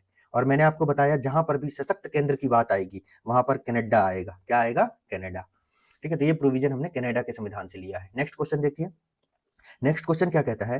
राज्यसभा के गठन में, किसमें? राज्यसभा के गठन में प्रतिभा, अनुभव एवं सेवा। आपको पता है कि राज्यसभा में 12 मेंबर को नॉमिनेट किया जाता है अलग अलग क्षेत्रों से, तो उसी को पूछ रहा है। सेवा को प्रतिनिधित्व देने में भारतीय संविधान निर्माता निम्नांकित उदाहरणों से प्रभावित हुए थे। The Indian constitution makers were influenced by following example is given representation to talent, experience and service in the formation of Rajya Sabha. Irish गणतंत्र से हुए थे, कनाडा के संविधान से हुए थे, संयुक्त राज्य अमेरिका से हुए थे, ऑस्ट्रेलिया के संविधान से हुए थे। कहां से ये लोग प्रभावित हुए थे, जरा आप लोग हमको बताइए। तो इसका सही आंसर है आयरिश कॉन्स्टिट्यूशन। याद रखिएगा, ये आयरलैंड के संविधान से प्रभावित हुए थे, है ना। यहाँ पर आपको पता है कि जो राष्ट्रपति महोदय है, जो प्रेसिडेंट महोदय है, राष्ट्रपति महोदय के द्वारा जो है वह 12 लोगों को जो है वह राज्यसभा में, कहां पर? राज्यसभा में जो है वह मनोनीत किया जाता है। क्या किया जाता है? मनोनीत किया जाता है, नॉमिनेटेड किया जाता है। नेक्स्ट क्वेश्चन देखते हैं हम लोग। उत्तर प्रदेश का क्वेश्चन है, और वो भी अभी नहीं, लगभग 1998-99 समथिंग में पूछा था। ठीक है, नेक्स्ट क्वेश्चन हम लोग देखते हैं। नेक्स्ट क्वेश्चन क्या कहता है? उच्चतम न्यायालय के न्यायाधीशों को हटाना, रिमूवल ऑफ सुप्रीम कोर्ट जजेज। मिलता जुलता क्वेश्चन एक पहले सॉल्व कर चुके हैं। क्या क्या ऑप्शन है? USA, UK, Canada, France. हमने देखा है इसका आंसर है यूएसए। ठीक है, जजों को हटाने की जो प्रक्रिया है वो हमने यूएसए के कॉन्स्टिट्यूशन से लिया हुआ है। ठीक है, नेक्स्ट देखते हैं हम लोग। अब आप लोगों को क्या है? सुमेलित करना है, मतलब एक दूसरे को जो है मिलाना है आपको। इधर वाले प्रोविजन को मैं कहाँ एडजस्ट हो जाऊँ ना, मेरे तो जुगाड़ नहीं खत्म हो जाते हैं। चलो, इसमें देखिए आप, सही सुमेलित नहीं है। आपको बताना है कि कौन सा जो ऑप्शन है वो सही तरीके से सुमेलित नहीं है। इनमें से कोई एक है जो सही सुमेलित नहीं है। ठीक है, एक तरफ है प्रावधान और दूसरी तरफ उसका सोर्स बताया गया है। मौलिक अधिकार के सामने दिया हुआ है संयुक्त राज्य अमेरिका। क्या हमने फंडामेंटल राइट का कॉन्सेप्ट संयुक्त राज्य अमेरिका से लिया है? राज्य की नीति निदेशक तत्व के संदर्भ में दिया है आयरलैंड। हमने देख चुका है कि सही है ये। केंद्र की अवशिष्ट शक्तियां, रेसिड्यूरी पावर जो है वह दिया हुआ है ऑस्ट्रेलिया से। आपातकालीन, इमरजेंसी शक्तियां, है ना, यहां पर दिया हुआ है जर्मनी से। ठीक है, एक्चुअली ये आपातकाल में जो है आपातकालीन शक्तियां, मतलब क्या शक्ति होती है? मूल अधिकारों का निलंबन, और वो जर्मनी के कॉन्स्टिट्यूशन से है ना। तो आप लोगों को इसमें से बताना है कि कौन सा सुमेलित नहीं है। वैसे तो अब आप लोग आंसर तक पहुंच ही चुके होंगे, क्योंकि इससे मिलते जुलते क्वेश्चन हम लोगों ने बहुत सारे सॉल्व कर लिए हैं, है ना। तो इसका जो सही आंसर है दोस्तों वो है आपका क्या? केंद्र की अवशिष्ट शक्तियां। हमको मालूम है कि ये जो केंद्र की अवशिष्ट शक्तियां हैं, है ना, ये जो केंद्र की अवशिष्ट शक्तियां हैं वो कहां से ली गई हैं? ये यहाँ पर है। ठीक, कहां? कनाडा से ली गई है, ऑस्ट्रेलिया से हमने नहीं लिया है। ऑस्ट्रेलिया से हमने समवर्ती सूची लिया है। क्या लिया है? समवर्ती सूची का प्रावधान जो है वो ऑस्ट्रेलिया से किया गया है। ये वाला प्रोविजन नहीं, बाकी सब सही सुमेलित है। तो सी इसका सही आंसर होगा। ठीक है, नेक्स्ट क्वेश्चन हम लोग देखते हैं। नेक्स्ट क्वेश्चन आपका क्या कहता है? सुमेलित ही करना है, फिर से मिलाना। अब मैच द फॉलोइंग वाले क्वेश्चन आ रहे हैं। ठीक है, अब आपको जो है ये क्वेश्चंस जो है मिलाने वाले क्वेश्चन आने वाले हैं। तो आप लोगों को क्या करना है? क्वेश्चंस को मिलाना है। मैच द फॉलोइंग जो है आप लोगों को क्वेश्चन मिलाते चलना है। चलो, क्या कह रहा है? सूची फर्स्ट को सूची सेकंड से मिलाना है आपको। यहां पर दिया हुआ है एक तरफ प्रोविजन, तो प्रोविजन में क्या है, मौलिक अधिकार है, राज्य की नीति निर्देशक तत्व है, मंत्रिमंडलीय सरकार कैबिनेट गवर्नमेंट है, और सेंटर स्टेट रिलेशन है। कहां से हमने कौन से प्रोविजन कहां से लिए हैं, ये आपसे पूछा गया है। एक तरफ है आपका ब्रिटिश कॉन्स्टिट्यूशन, कनाडा का संविधान, आयरिश कॉन्स्टिट्यूशन, अमेरिकी अधिकार पत्र, अमेरिकन राइट ऑफ बिल। तो आपको जो जो पता है उसको मिलाना शुरू कर दो। हमको पता है कि मौलिक अधिकार हमने कहां से लिया है भैया, अमेरिका से लिया है, और हमारे यहाँ का मौलिक अधिकार अमेरिकन बिल ऑफ राइट से प्रेरित है। ठीक है, अमेरिका के जो फंडामेंटल राइट, अमेरिका में जो फंडामेंटल राइट के लिए एक बिल है जिसको American bill of fundamental rights कहते हैं, उससे प्रेरित है। तो हमने फंडामेंटल राइट का कॉन्सेप्ट कहां से लिया है, अमेरिका से लिया है। राज्य की नीति निर्देशक हम तत्व जो है, राज्य की नीति निर्देशक तत्व अभी हमने पढ़ा कि वो कहां से लिया गया है, आयरिश कॉन्स्टिट्यूशन से। ठीक है, तो चलो लिखते चलते हैं अपन लोग कि हमने कहा कि ए का होगा चौथा, क्या कहा हमने, ए का चौथा कहा। फिर हमने कहा बी का तीसरा, क्या कहा हमने, बी का तीसरा। मंत्रिमंडलीय सरकार, या इसी को कैबिनेट गवर्नमेंट पार्लियामेंट्री फॉर्म में होता है, और पार्लियामेंट्री फॉर्म हमने कहां से लिया है, ब्रिटिश कॉन्स्टिट्यूशन से। तो सी का पहला, ठीक है, और फिर नेक्स्ट है डी। अब एक ही बचा हुआ है, केंद्र राज्य संबंध। और वैसे भी मैं आपको बता चुका हूं कि हमारे यहाँ पर जो केंद्र राज्य, जहां पर केंद्र पावरफुल है और स्टेट लेस कम पावरफुल है, वो कनाडा। तो डी का फिर आ जाएगा क्या, कनाडा। देखो कहां मिल रहा है भाई, चौथा, चौथा, पहला, तीसरा, और सी ऑप्शन इसका सही होगा। कितना बढ़िया क्वेश्चन बनाया है एग्जामिनर ने, बिल्कुल एकदम एग्जामिनेशन हॉल में जो है ना हालत खराब करते हैं ऐसे क्वेश्चन। चलो आगे बढ़ते हैं। नेक्स्ट फिर से आपको जो है मैच दी फॉलोइंग है, एक कूट को दूसरे कूट से मिलाना है। एक तरफ दिया हुआ है विधि का शासन, क्या दिया गया है, विधि का शासन। बहुत अच्छा क्वेश्चन है, विधि का शासन, रूल ऑफ लॉ। फिर उसके सामने दिया गया है ऑस्ट्रेलिया। नेक्स्ट विधि द्वारा स्थापित किए प्रक्रिया, प्रोसीजर स्टैब्लिश्ड बाय लॉ। पहले इधर का पढ़ देता हूं। फिर राष्ट्रपति के विचारार्थ राज्यपाल द्वारा विधेयक सुरक्षित करना, reserving a bill bye governor of president consideration, और विस्तृत उभयनिष्ठ सूची, एक्सटेंसिव कनकरेंट लिस्ट। अब बहुत सारे तो अभी हम पढ़ ही लिए हैं कि कौन सी चीजें कहां से ली गई हैं। चलो, कनकरेंट लिस्ट आपको पता है कि हमने ऑस्ट्रेलिया से लिया है, तो पहले को पहुंचा दो ऑस्ट्रेलिया में, सॉरी डी को पहुंचा दो पहले में। तो देखो डी, डी का पहला कहां है, दो तो काटो, थोड़ी आत्मा को शांति मिले। फिर हमने देखा विधि द्वारा स्थापित प्रक्रिया जापान से लिए गए, तो बी का तीसरा कहां है, बी का तीसरा, बी का तीसरा। लो आंसर तक पहुंच गए हैं, लेकिन आप लोग, ये डी है इसका आंसर। तो डी में क्या है, यहां पर देखो विधि का शासन। अब ये एक नया फैक्ट आ गया है आपके लिए, विधि का शासन, रूल ऑफ लॉ, बहुत इंपॉर्टेंट है। और ये हमने दोस्तों इंग्लैंड के संविधान से, ब्रिटेन के संविधान से, यूके के संविधान से, चाहे जो कह लीजिए, वहां से लिया है। आप लोगों को याद रखना है, विधि का शासन, रूल ऑफ लॉ जो है वह इंग्लैंड के कॉन्स्टिट्यूशन से लिया गया है। ठीक है, ये तीन चीजें बहुत महत्वपूर्ण है, तीन चीजें जो है आप गांठ बांध के जो है याद कर लीजिए। एक तो आपका आ जाएगा कानून के समक्ष समता, इक्वेलिटी बिफोर लॉ, कानून के समक्ष समता, जो हमने पहले देखा, वो हम ब्रिटेन से लिए। ब्रिटेन से हमने दो बहुत महत्वपूर्ण चीजें ली हैं, ली तो बहुत सारी चीजें हैं, क्योंकि अब इसी ने तो 200 साल हमारे ऊपर राज किया है। तो एक हमने जो लिया है, इक्वेलिटी बिफोर लॉ, ठीक है, कानून के समक्ष समता, और rule of law, rule of law. ये दो चीजें हमने ब्रिटेन से लिया है, जो बहुत महत्वपूर्ण है। और जापान से हमने लिया है प्रोसीजर स्टैब्लिश्ड बाय लॉ। और एक और चीज है जो अमेरिका से लिया है हमने, वो बहुत महत्वपूर्ण है, वो है इक्वल प्रोटेक्शन ऑफ लॉ। क्या है, इक्वल प्रोटेक्शन ऑफ लॉ। ठीक है, ये हमने लिया है कहां से, अमेरिका के कॉन्स्टिट्यूशन से। तो ये कुछ ऐसे फैक्ट हैं जो आपको किसी भी परिस्थिति में नहीं भूलना है।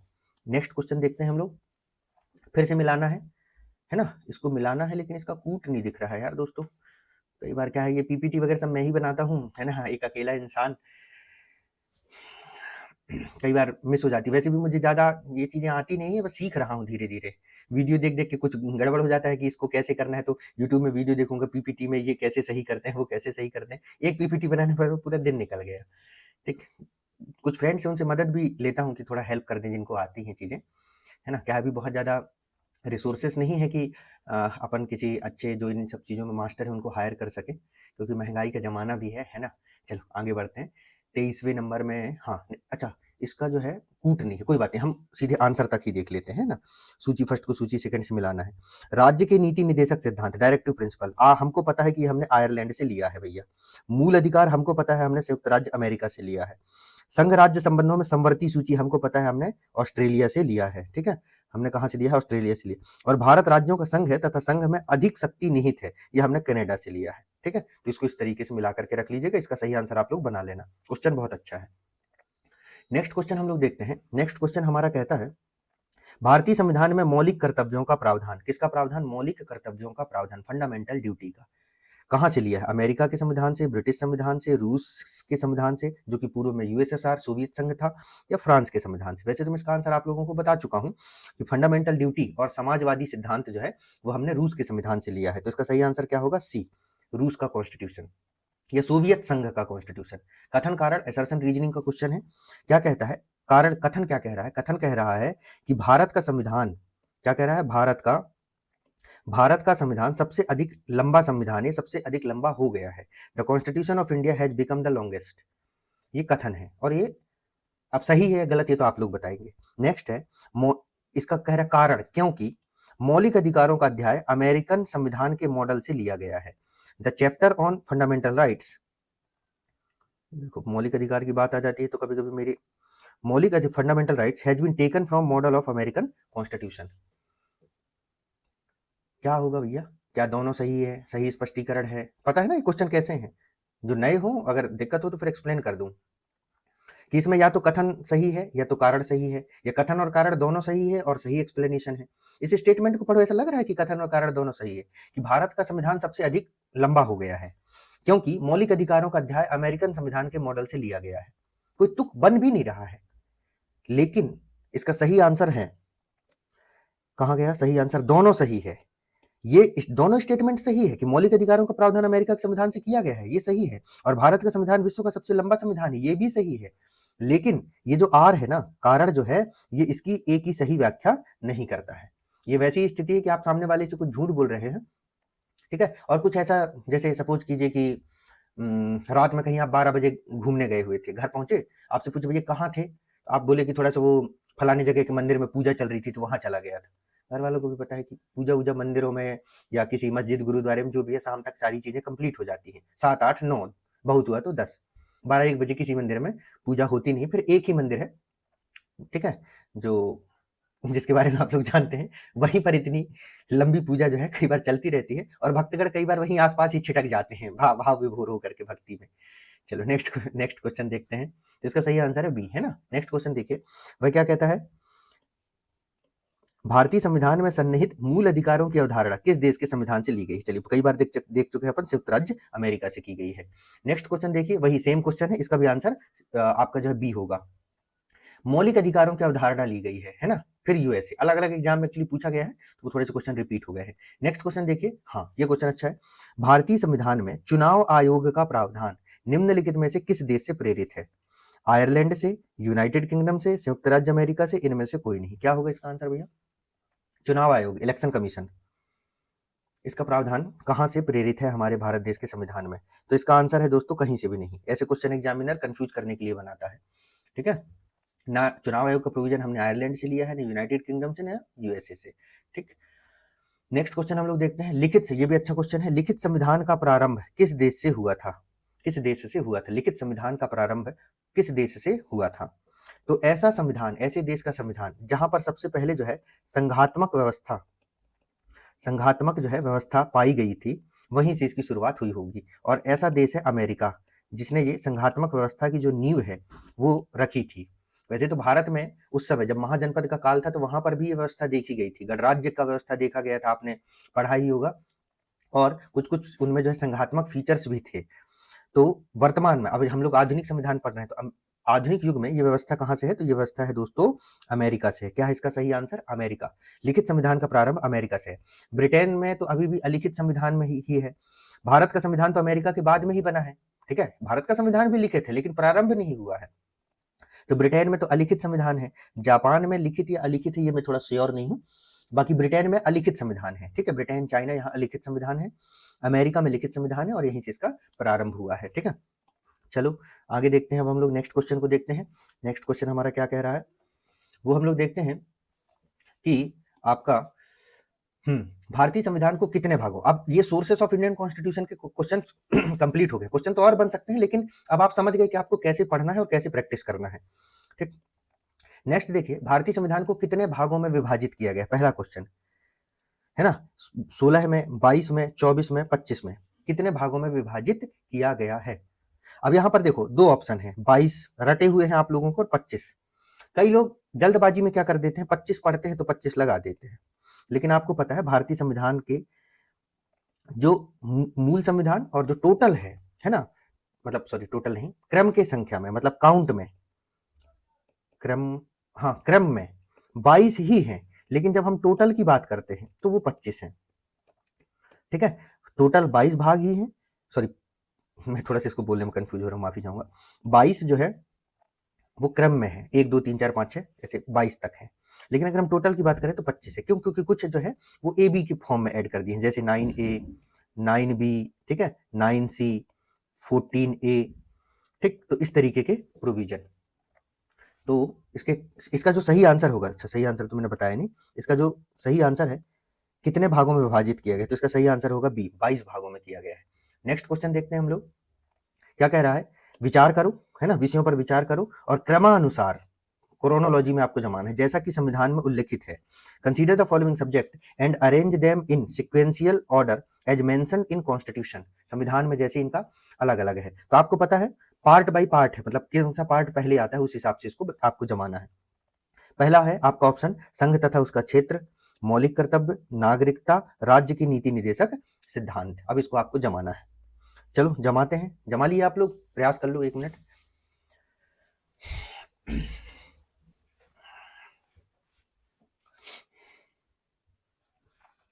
चलो तो अपन लोग जमाते हैं। हमको पता है कि संघ तथा उसका क्षेत्र जो है यह भाग प्रथम में है, कहां पर है, फर्स्ट भाग में है। मौलिक कर्तव्य जो है यह हमें पता है कि 4A में है। नागरिकता जो है यह सेकंड पार्ट में है, और राज्य की नीति निदेशक तत्व जो है यह कहां पर है, थर्ड पार्ट, फोर्थ पार्ट में है। कहां पर है, फोर्थ पार्ट में। तो देखो पहला पहले आएगा, पहला, उसके बाद में दूसरा, उसके बाद में चौथा, और चौथा के बाद में चौथा ए, 4A। तो देखो जो ऑप्शन जहां पर पहला, उसके बाद तीसरा, फिर उसके बाद में चौथा, और ये अरे पहले ही नंबर पर मिल गया, ये इसका सही आंसर होगा। इस तरीके के क्वेश्चन भी आ जाते हैं उनको क्रम में जमाने के लिए। ये क्वेश्चन की वैरायटी है जो मैं आपको दिखा रहा हूं, और साथ में प्रैक्टिस भी कर रहे हैं हम लोग। निम्नलिखित, नेक्स्ट देखिए, निम्नलिखित में से कौन सा एक सही सुमेलित नहीं है, मतलब आपको बताना है which of the following is not correctly matched. पहला है नागरिकता, भारतीय संविधान के भाग 2 में है, मौलिक अधिकार भाग 3 में है, मौलिक कर्तव्य भाग 4A में है, और राज्य द स्टेट इंडियन कॉन्स्टिट्यूशन के भाग 6 में है ना। राज्य जो है, राज्य के संबंध में, स्टेट के संबंध में प्रोविजन जो है वह भारतीय संविधान के भाग 6 में किया गया है। चलो 1 मिनट देखते हैं। देखिए नागरिकता का प्रावधान तो भाग संविधान के भाग सेकंड में है, अभी हमने इसके पहले वाले क्वेश्चन में भी। मौलिक अधिकार भाग 3 में है, ये तो भाग 3 Magna carta of India, Indian constitution है ये। मौलिक कर्तव्य का वर्णन जो है 4A में किया गया, अरे सॉरी सॉरी सॉरी, ये रोमन लेटर, देखो एग्जाम में कई बार ऐसे भी प्रेशर क्रिएट हो जाते हैं, ये थोड़ा सा एग्जामिनर ने खेल दिया है यहाँ हमारे साथ, कि कुछ मिस्टेक है क्या, कुछ गलत सा लग रहा है इस क्वेश्चन में अपन को। रोमन लेटर में थोड़ा कंफ्यूज हो रहा हूँ यहाँ पर, अगर आपको मैं सच बताऊँ तो, है ना। 4 रोमन लेटर में देखिए ये 5 हो गया, ठीक है, तो 5 इसको तो ऐसे ही लिखते हैं यार, है ना, ये 5, ये 7 हो गया, 2 जुड़ गए इसमें, ठीक है, ये 11 हो गया, ठीक है, लिखते तो इसको ऐसा ही है, फिर गड़बड़ी कहाँ से हुई है, चलो इसको देख लेंगे। बाकी अगर मान लो मैं आपको सही इसका अगर आंसर बताऊं, ठीक है, ये रोमन लेटर को अगर हम हटा दें, तो अगर इसको आप लोग सही कर लेते हैं इस क्वेश्चन को, यहाँ पर सपोज करो ये भाग 5 दिया है, क्या दिया है, भाग 5, और यहाँ पर तो सही दिया है 4A, ये इस तरीके का दिया हुआ है, तो इसका सही आंसर हो जाएगा डी, अगर 5 दिया है तो, क्योंकि आपको पता है राज्य सरकार के संबंध में प्रावधान भाग 6 में किए गए हैं। इसलिए मैं अपने यूट्यूब की क्लासेस के थंबनेल में भाग भी लिख देता हूँ, ताकि स्टूडेंट बार बार उसको देखे ना, मतलब जितनी जगह से हो सके थंबनेल में ये सब लिखने की कि सुपड़ा साफ और ये सब जमाने भर की चीजें जो है, उससे चाहिए कि जितनी ज्यादा इंफॉर्मेशन आप लिख सकते हैं, क्योंकि आप थंबनेल भी देखते हैं भाग 6, ठीक है, राज्य सरकार, तो आपके दिमाग में एक याद होगा राज्य सरकार के प्रोविजन में भाग 6 में अनुच्छेद भी लिखा रहता है कि यहाँ से यहाँ तक है, तो थंबनेल देख के बहुत सारी चीजें याद हो जाती हैं, और हमारी विजुअल मेमोरी बहुत स्ट्रांग होती है। कई बार ऐसा होता है एग्जाम में कुछ याद नहीं आ रहा है, आंख बंद करके बैठे, सोचे कुछ तो भी सोचे और फिर रिकॉल कर लिए। नेक्स्ट नेक्स्ट क्वेश्चन में देखिए आप लोग, हमारे संविधान के किस भाग में 3 सोपानों में पंचायत बनाने की परिकल्पना की गई, मतलब पंचायती राज के 3 सोपान है ना, ग्राम पंचायत, जनपद पंचायत और जिला पंचायत, इसके बनाने की परिकल्पना किस भाग में की गई है, भाग 9, भाग 10, भाग 11 और भाग 12, कहां पर की गई है भाई इसकी संकल्पना। तो हमको पता है पंचायती राज के संबंध में सबसे महत्वपूर्ण जो हमारा अनुच्छेद है वो कौन सा है, भाग है वह है हमारा भाग 9। ठीक है, तो इससे रिलेटेड जो प्रोविजन है वह भाग 9 में किया गया है। ठीक, नेक्स्ट क्वेश्चन देखते हैं हम लोग। भारतीय संविधान का कौन सा भाग और अध्याय संघ और राज्यों के बीच विधायी संबंध के बारे में है भैया? विच पार्ट, यूपीपीसीएस का क्वेश्चन है, which part and chapter of the Indian constitution deals with the legislative relation between the union and state? मतलब केंद्र और राज्य के बीच में जो विधायी संबंध है, लेजिस्लेटिव रिलेशन होते हैं, उसके संबंध में प्रावधान किया गया है। मतलब कानूनी संबंध, मतलब ये जो तीन वही लिस्ट है ना, यूनियन, स्टेट है ना, और कनकरेंट। ठीक है, कनकरेंट, इन पर कौन कौन जो है कानून बनाएगा, इस वाले संबंध की जो व्याख्या है, और कब केंद्र जो है स्टेट लिस्ट में भी कानून बना सकता है, पूरा एक चैप्टर है ये। तो भैया इसका जो वर्णन किया गया है ना, बहुत क्लोज हैं इसके ऑप्शंस। तो पहले इन दोनों को तो हटा दीजिए, भाग 12 में नहीं, भाग 12 में वित्तीय संबंध है ना। और ये जो है आपका ए है, भाग 11 और अध्याय 1 में है। सॉरी कट रहा है, हाँ ठीक है, इसमें दिए गए हैं। इसका सही आंसर जो है आपका ए वाला ऑप्शन होगा। 2 में जो है वह कार्यपालिक संबंध दिए हुए हैं। ठीक है, तो भाग 11 है तो दोनों में, मतलब यहाँ पर केवल विधायी नहीं है, इसमें जो है विधायी संबंध की चर्चा की गई है, विधायी संबंधों की चर्चा की गई है, और इसमें जो है वह कार्यपालिक संबंधों की चर्चा की गई है, कार्यपालिका एग्जीक्यूटिव से रिलेटेड रिलेशन की बात की गई है। ठीक है, जिसका सही आंसर है ए।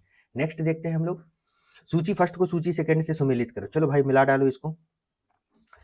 क्या है? उपाधियों का अंत है, एवोल्यूशन ऑफ टाइटल्स है, ग्राम पंचायतों का गठन है, 6 से 14 वर्ष के बालक प्रतिपाल्य के लिए शिक्षा, opportunity of education to 6 to 14 year child, और India that is Bharat shall be a union of state. इधर दिया हुआ है कि संविधान के किस भाग से ये संबंधित है, मतलब इंडियन कॉन्स्टिट्यूशन के किस भाग से ये संबंधित है। राज्य के नीति निदेशक तत्व, संघ और उसका राज्य क्षेत्र, मूल अधिकार और मौलिक कर्तव्य। कौन सा ये वाला प्रोविजन इनमें कहाँ मिलता है? क्या होगा इसका सही आंसर? चलिए खटाक से 10 तक गिन रहा हूँ, 1 2 3 4 5 6 7 8 9 10, खत्म, मिला लिए।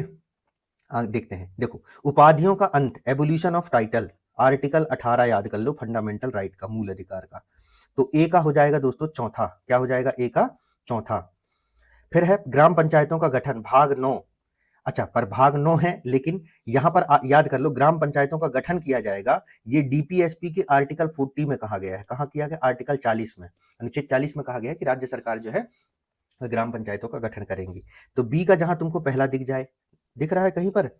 हाँ, ए का चौथा दिख रहा हो, ए का चौथा तो दिख रहा है भाई, ए का चौथा दिख रहा है ना।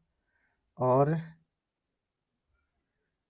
सॉरी, ए का तीसरा, यार ए का तीसरा, तुम लोग मुझे भी कंफ्यूज कर दे रहे हो, है ना। ए का तीसरा भाई, मूल अधिकार इधर देखो ना, मूल अधिकार तीसरे नंबर पर है, बताते हुए मूल अधिकार तीसरे नंबर पर है ना, फंडामेंटल राइट तीसरे नंबर पर है।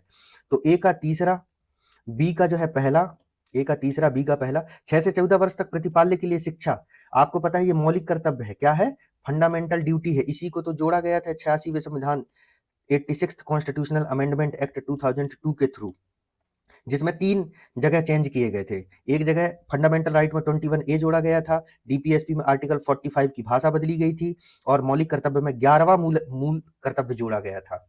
स्वर्ण सिंह समिति की सिफारिश पर जो मूल कर्तव्य बनाए गए थे उसमें संशोधन किया गया था।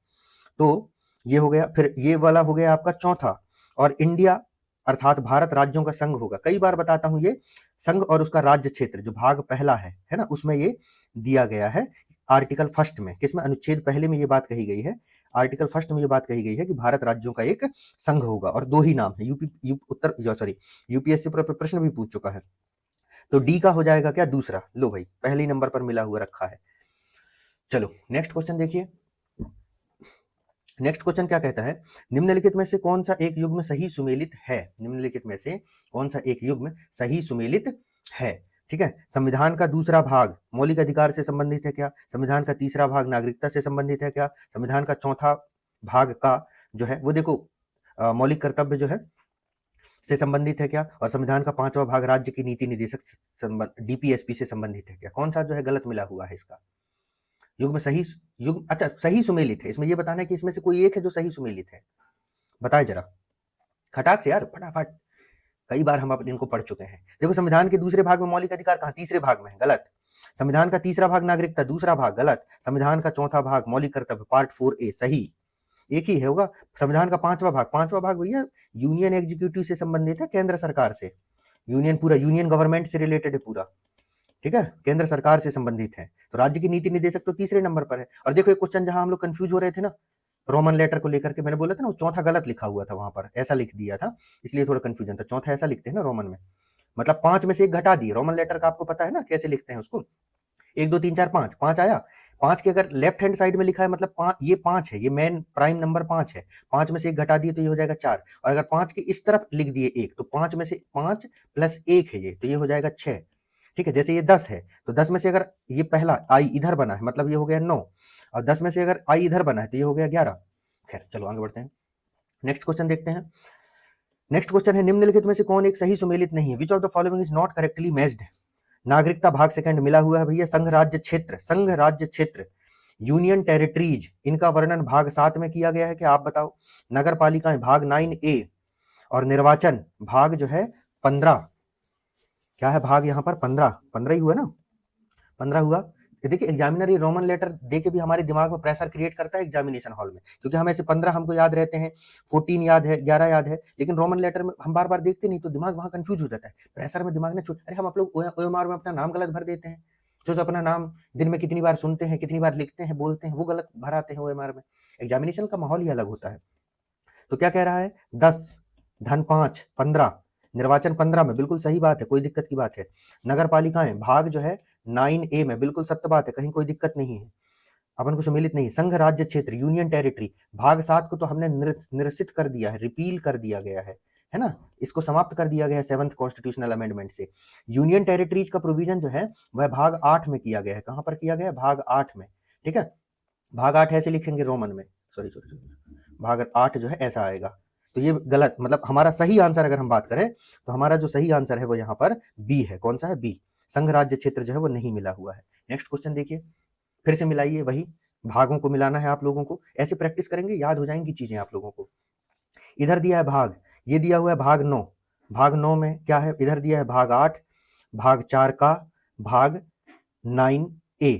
अभी थोड़ी देर पहले इधर दिया है संघ राज्य क्षेत्र, नगर पालिका, पंचायत, मूल कर्तव्य। चलो मिला लेते हैं खटाक से, आप भी मिलाते चलना। ये है भाग 9, 9 में है पंचायत, क्या है भाग 8, 8 में हमको पता है संघ राज्य क्षेत्र, भाग 4 का में हमको पता है मूल कर्तव्य, और भाग 9A में हमको पता है क्या? नगर पालिका। यहाँ भी कूट लिखना भूल गया हूँ, मिला के लिख लेना दोस्तों, माफ करना मुझे, है ना। ए का हो जाएगा आपका क्या? ए का हो जाएगा क्या? तीसरा, है ना, सही आंसर। बी का हो जाएगा पहला, सी का हो जाएगा आपका, जो सी है इसका हो जाएगा चौथा, और जो डी है इसका हो जाएगा आपका दूसरा, ठीक है, ये इसका सही आंसर होगा। ठीक है, चलो नेक्स्ट क्वेश्चन देखते हैं। अब ये फिर से सुमेलित करना है, सुमेलित करना है। राजभाषा का प्रावधान कहाँ है? संघ राज्य क्षेत्र, अनुसूचित और जनजातीय क्षेत्र, और अधिकरण, अधिकरण मतलब ट्रिब्यूनल, है ना, यहाँ लिखा हुआ है, अच्छा इंग्लिश में भी दिया हुआ है ना, ट्रिब्यूनल। तो ट्रिब्यूनल, चलो मिलाओ, फटाफट मिलाओ भाई, टाइम कम है, बहुत लंबी क्लास हो रही है अपनी, है ना, और अभी 10 क्वेश्चन और बचे हुए हैं। चलिए चलिए चलिए, तो देखिए राजभाषा पहले तो जो बनता है उसको मिला लिया करो। संघ राज्य क्षेत्र का हमको पता है 8 में है, बिल्कुल सत्य बात है, और हमको क्या करना है? गलत ढूंढना है, ठीक है, सुमेलित नहीं है, गलत ढूंढना है, तो ये इसको तो अलग कर दो। अनुसूचित और जनजातीय क्षेत्र भाग 10 में है, सही है, अनुसूचित और जनजातीय क्षेत्रों का प्रावधान भारतीय संविधान के भाग 10 में। अधिकरण ट्रिब्यूनल भाग क्या दिया हुआ है? ये दिया हुआ है भाग 11 में, ट्रिब्यूनल जो है भाग 11 में है, नहीं ये गलत है, ट्रिब्यूनल जो है भाग जो है 14A में है। कहां पर है? 14A में है, और अगर हम इसको इस तरीके से लिखेंगे तो ये जो है ना भाग जो है 14A में है इसका प्रोविजन, तो ये वाला गलत है, तो हमारा सही आंसर हो जाएगा डी। और राजभाषा के संबंध में जो प्रोविजन है वो जो है आपके भाग 17 में किया गया है, ठीक है, ये सही मिला हुआ है, तो हमारा सही आंसर वो डी है, हमारा सही आंसर है डी, इसका अधिकरण सही सुमेलित नहीं है। नेक्स्ट क्वेश्चन देखिए, निम्नलिखित में से भारतीय संविधान के अंतर्गत सही सुमेलित नहीं है, सब उत्तर प्रदेश के क्वेश्चन है, इसमें से कुछ बनाए भी गए हैं। पंचायत भाग 9 मिला हुआ है, नगर पालिकाएं भाग 9A मिला हुआ है, सहकारी समितियां, अब ये नया आ गया, सहकारी समितियां भाग 9 खा, आप लोग बताइए मिला है कि नहीं, और अधिकरण भाग 10 में। देखो इस तरीके से एग्जामिनर क्वेश्चन रिपीट कर देता है। इससे पहले वाले क्वेश्चन में देखो यही ये क्वेश्चन भी एग्जामिनर ने पूछा, यहाँ पर अधिकरण को उसने गलत दिया था, फिर एग्जामिनर ने 1-2 साल बाद क्वेश्चन पूछा, यहाँ पर भी उसने अधिकरण को गलत दिया है। अधिकरण आपको पता है 14A में है, बस हमारा आंसर मिल गया हमको, बाकी सब सही मिले भी है, ये सब सही मिले भी है, और रट भी मारो इनको, बहुत इंपॉर्टेंट है ये तीनों, है ना। पंचायत 9 भाग 9, नगर पालिका 9 का, सहकारी समिति 9 खा, 9B। नेक्स्ट है संविधान के किस भाग में पंचायती राज व्यवस्था संबंधित प्रावधान किए गए हैं? आपको इसका आंसर पता है, मैं ज्यादा टाइम नहीं लूंगा, भाग 9 में। ठीक है, नेक्स्ट क्वेश्चन देखते हैं, संविधान के कौन से भाग में पंचायती राज से संबंधित प्रावधान सम्मिलित है? भाग 9 क्वेश्चन रिपीट हो गया है। सूची फर्स्ट को सूची सेकंड के साथ सम्मिलित कीजिए। अब ये नया क्वेश्चन है, पर कुछ हम एलिमिनेशन तक पहुंच जाएंगे। अब हमने इतने क्वेश्चन लगा लिए हैं ना कि एग्जामिनर अब हमसे बच के नहीं भाग पा रहा है। देखो, हमने पहले पुराने मतलब जो 1992-93 के बाद जो क्वेश्चन पूछे थे वो लगाए 2000-2003 तक के, उसके बाद ये अभी लेटेस्ट क्वेश्चन है, तो हमने पुराने लगा लिए हैं। तो अब बाद के क्वेश्चन, अभी जो क्वेश्चन आ रहे हैं वो हमारे लिए इजी हो गए हैं, क्योंकि हम बहुत एग्जामिनर के माइंड को पकड़ ले रहे हैं। अब यहाँ पर मौलिक अधिकार हमको पता है कहाँ है भाई, मौलिक अधिकार जो है हमारा भाग 3 में है, चलो मिल गया। मौलिक कर्तव्य हमको पता है हमारे जो है भाग जो है वह 4 का में है, पार्ट 4A में है, चलो मिला दिए। संघ यूनियन का प्रोविजन हमको पता है हमारे भाग 5 में किया गया है। कहां पर किया गया है? भाग 5 में किया गया है। और आपात उपबंध मैंने बताया था, इमरजेंसी एज कौन सी होती है भैया? 18 की उम्र इमरजेंसी वाली उम्र होती है, तो याद रखना भाग 18 मिला दो। क्या है सही आंसर इसका? सही आंसर भी बताते चल रहा हूं। ए का जहां पर तुमको दो दिख जाए, पहले तो इन 2 ठोक काट दो, ए का 2 दिख जाए और बी का 1 दिख जाए। देखो एग्जामिनर ने यहाँ 2 तक सही मिलाया है। फिर सी का जहां पर आपको जो है क्या दिख जाए? सी का संघ यूनियन का 5 दिख जाए, 4 दिख जाए, यहां फंस गया ये। सही आंसर ए है। नेक्स्ट क्वेश्चन देखिए, निम्नलिखित में से कौन सा एक सही सुमेलित नहीं है? Which one of the following is not correctly matched? नहीं है, नॉट। मूल कर्तव्य, राज्य है ना, भारत का महान्यायवादी, संघ और राज्यों के अधीन सेवाएं। मतलब एग्जामिनर सोचिए मतलब कितना है, उसके पास ज्यादा ऑप्शन नहीं है। और मैंने आपको बताया था ना, सारे भाग हमारे लिए महत्वपूर्ण नहीं है। पहले तो 1 से लेकर के 10 तक पूरा याद कर लो, 7वां याद कर लो, समाप्त हो गया है। फिर 11 और 12 याद कर लो, केंद्र राज्य संबंध। 13 को जाने दो, 14 याद कर लो। 14 में जो है आपको पता है कि हमारा संघ लोक सेवा आयोग है, जिसकी तैयारी हम सब कर रहे हैं। 15 में इलेक्शन है, 16 में अनुसूचित एवं जनजातीय क्षेत्र है, 17 में राजभाषा है, 18 में जो है आपातकालीन उपबंध है, 18 मतलब इमरजेंसी की एज, 19 को जाने दो, 20 याद कर लो संविधान संशोधन है। और जो भाग में कितना खेल रहा है एग्जामिनर, 1-2 ऑप्शन बदल करके क्वेश्चन रिपीट कर रहा है बार बार। तो देखो क्या है, मूल कर्तव्य 4 काम है, सही है। भाग 5-6 में राज्य है, सही है। भारत का महान्यायवादी, अटर्नी जनरल ऑफ इंडिया, क्या अटर्नी जनरल ऑफ इंडिया भाग जो है ये आपका कौन सा हो गया? 10 और 3 13, 13 में है क्या अटर्नी जनरल? संघ और राज्यों के अधीन सेवाएं, यूपीएससी या और पीएससी, ये दिया हुआ है 10 धन 4, 14 में है, ये तो सही मिला हुआ है। तो गलत क्या है? यही है गलत भैया, ये। अरे भारत का महान्यायवादी जो होता है ना दोस्तों, ज्यादा हौच-पौच हो गया, रुको एक बार साफ कर देता हूं, नहीं तुम लोग सोचोगे सर बहुत गोद रहे हैं। सही आंसर है हमारा ये, भारत का महान्यायवादी भाग 5 का ही भाग है भाई, भाग 5 में ही है। भाग 5 में ही तो इसके संबंध में प्रावधान किए गए हैं। आर्टिकल 149, आर्टिकल 148 है क्या? आर्टिकल 148 से लेकर के 151 तक, ठीक है, इससे संबंध में प्रोविजन किए गए हैं। तो ये हो गया, फिर से मिलाओ, है ना। भाग कौन सा है? भाग कौन से नंबर का? 15, भाग 16, भाग 17 और भाग 18 मिला लो। भाग 15 में क्या है भाई? अभी थोड़ी देर पहले ही मैंने बता चुका है आप लोगों को। भाग 15 मतलब निर्वाचन। क्या है भाग 15 मतलब? निर्वाचन, इलेक्शन। नेक्स्ट देख लो कौन सा भाग है, एक मिनट रुकना ना, थोड़ा सा ज्यादा ही गोद दिया मैंने। चलो मिलाते हैं इसको, आप लोग भी मिलाते चलना, ऐसा नहीं कि मेरे भरोसे बैठे रहो यहाँ, है ना। भाग 15 में क्या है? निर्वाचन, ठीक है। फिर नेक्स्ट जो है आपका कौन सा भाग है? भाग जो है ये है 16 में मैंने आपको बताया है special provision for certain classes, ठीक है, कुछ वर्गों के संबंध में विशेष उपबंध। फिर है भाग क्या आपका यहाँ पर, ये कौन सा भाग हो गया? 17, ये रोमन लेटर दे के बहुत खेल रहा है एग्जामिनर अपने साथ। भाग 17 में हमको पता है राजभाषा है, क्या है? राजभाषा। और नेक्स्ट जो भाग है हमारा भाग 18, हमको पता है इमरजेंसी आपात उपबंध, लो मिल गया है।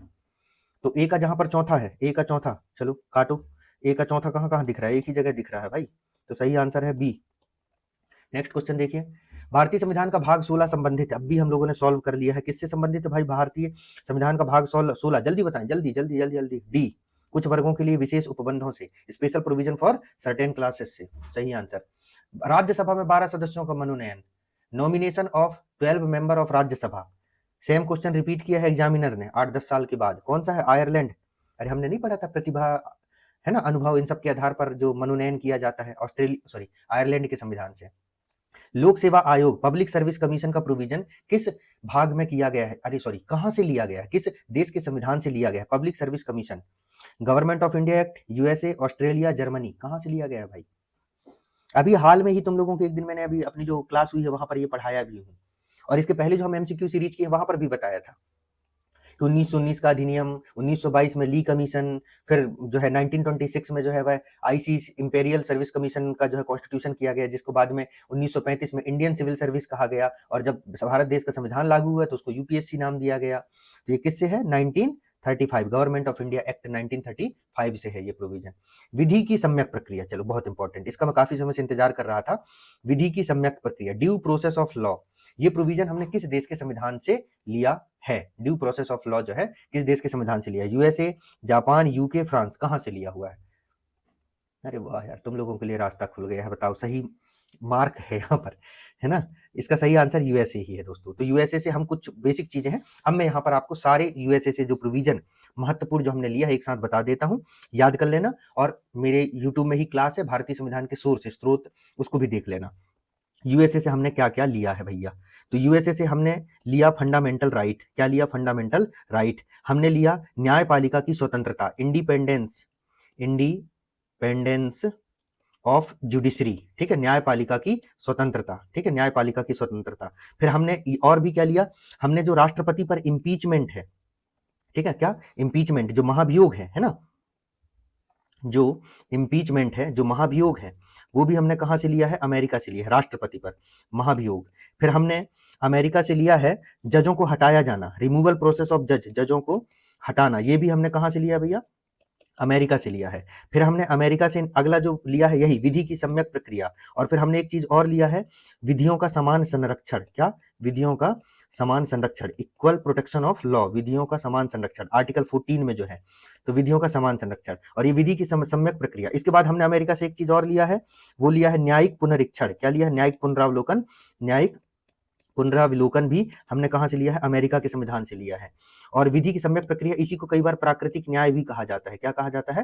प्राकृतिक न्याय। ये प्रोविजन भी हमने अमेरिका से लिया है। तो जितनी अच्छी चीजें हैं जो व्यक्ति के अधिकारों को बढ़ाती हैं, वो सब हमने अमेरिका के कॉन्स्टिट्यूशन से लिया है। चलो लास्ट क्वेश्चन देखते हैं इस सेशन का, और वो है, रिपीट हो गया है, आपातकाल में मूल अधिकारों का निलंबन, suspension of fundamental rights during emergency. हमको पता है जहां हिटलर महोदय होंगे वहां पर हम मूल अधिकारों को निलंबित कर देंगे, और मूल अधिकारों को हम लोग निलंबित कर रहे हैं जर्मनी के कॉन्स्टिट्यूशन से। कहां से कर रहे हैं भैया? जर्मनी के कॉन्स्टिट्यूशन से। इसका सही आंसर होगा आपका जो है जर्मनी।